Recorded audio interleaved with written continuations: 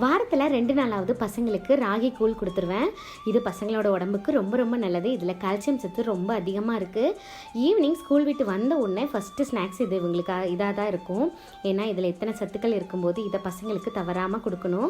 இதில் வந்து தயிர் ஊற்றணும் அப்படின்னா ரொம்ப திரியாக இருக்கிற மாதிரி இருக்குன்னு சொல்லுவாங்க 2 பேரும். அதனால் சும்மா ஒரே ஒரு ஓட்டு மட்டும் மிக்சியில் போட்டு தயிரை அடிச்சுட்டு அதை வந்து இந்த ராகி கூழில் கலந்துக்குவேன். பாப்பா வந்து இந்த குட்டி டம்ளரில் ஊற்றி நல்லா விரும்பி குடிச்சிட்ருப்பா. அவளுக்கு இந்த டேஸ்ட் வந்து ரொம்ப பிடிக்கும். சின்ன வெங்காயத்தை சின்னதாக கட் பண்ணி அந்த ராகிக்குள்ளே சேர்த்திக்குவேன். ஈவினிங் ஆயிடுச்சு அப்படின்னு சொல்லிட்டு சரி ஒரு டம்ளர் டீ போட்டு குடிக்கலாம் அப்படின்னு சொல்லிட்டு அவங்களுக்கு ராகிக்கூழ் கொடுத்துட்டு நான் வந்து டீ கொஞ்சம் வச்சு குடித்தேன். அதுக்கப்புறம் ஈவினிங் சமையலுக்கு எப்போவுமே பாப்பா வந்து ஹெல்ப் பண்ணுறதுக்கு வந்துடுவா. நான் வந்து போய் ஹோம்ஒர்க் பண்ணு அப்படின்னு சொல்லுவேன். எனக்கு இது ஒரு என்டர்டெயின்மெண்ட்டாக இருக்கும் மம்மி, கொஞ்ச நேரம் மட்டும் ஹெல்ப் பண்ணிட்டு போகிறேன் அப்படின்னு சொல்லுவாள். ரெகுலராக வர மாட்டா, பட் வாரத்தில் ஒரு 2-3 நாள் வந்து சமையலுக்கு இந்த மாதிரி காய்கறி கட் பண்ணி கொடுத்துருவா. அவளுக்கு இது வந்து ரொம்ப ஜாலியாக இருக்கிற மாதிரி ஃபீல் பண்ணுறேன்.